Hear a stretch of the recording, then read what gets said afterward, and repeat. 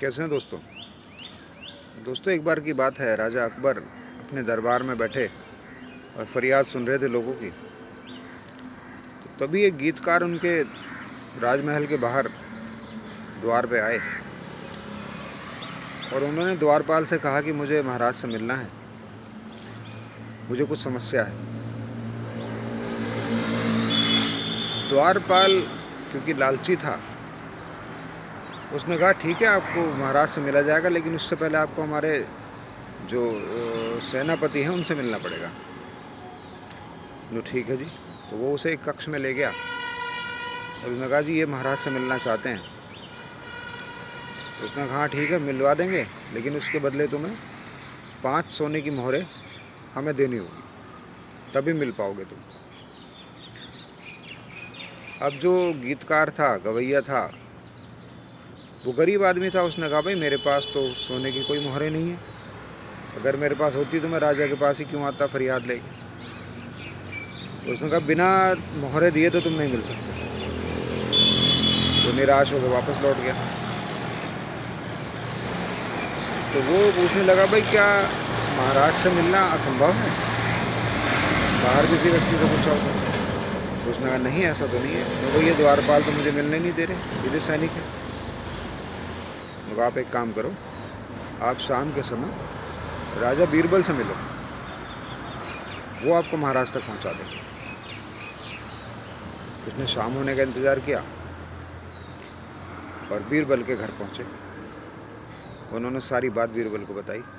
बीरबल को बड़ा अचंभा हुआ, क्योंकि उन्हें ऐसी उम्मीद ही नहीं थी कि उनके जो सैनिक हैं वो इस तरह का काम कर रहे हैं, जो फरियादी आता है उससे पैसे लेते हैं।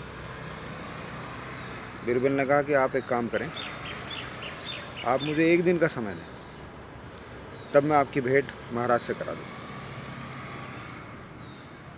उन्होंने उनसे हाँ करके और वो चले गए। अगले दिन सुबह बीरबल पहुँचे दरबार में भेष बदल के। उन्होंने वही द्वारपाल को कहा कि भाई मुझे महाराज से मिलना है। तो द्वारपाल ने कहा ठीक है, उससे पहले आपको हमारे सेनापति से मिलना पड़ेगा। तो ठीक है चलो। तो वही सब हुआ। उन्होंने कहा कि हमें 5 सोने की मोहरें दो, हम आपको महाराज से मिलवा देंगे। उसने कहा भाई मेरे पास मोहरें नहीं है, लेकिन इतना है कि जो भी महाराज मुझे पुरस्कार देंगे मैं उसका आधा आपको दे दूंगा।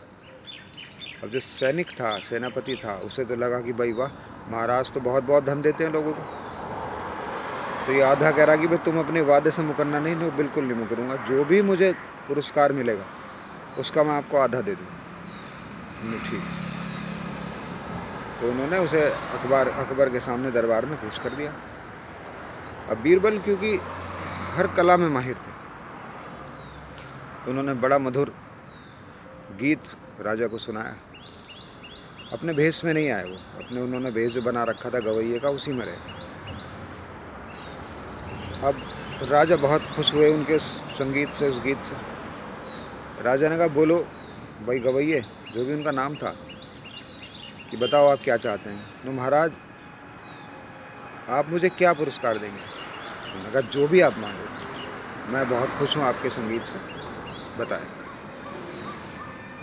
तो महाराज मैं 50 कोड़े चाहता हूँ कि आप मुझे 50 कोड़े मारें। तो राजा सहित पूरा दरबार अचंभित हो गया कि अगर ये मांगता 100 मोहरें तो भी इसे मिल जाती, लेकिन ये 50 कोड़े मांग रहा है। भाई आप क्या मांग रहे हैं। बस मुझे महाराज यही पुरस्कार चाहिए। ठीक है भाई, जैसी आपकी इच्छा। उन्होंने एक सैनिक को बुलाया कि भाई इन्हें 50 कोड़े मारे जाएं। उन्होंने कहा महाराज 1 मिनट और रुक जाओ।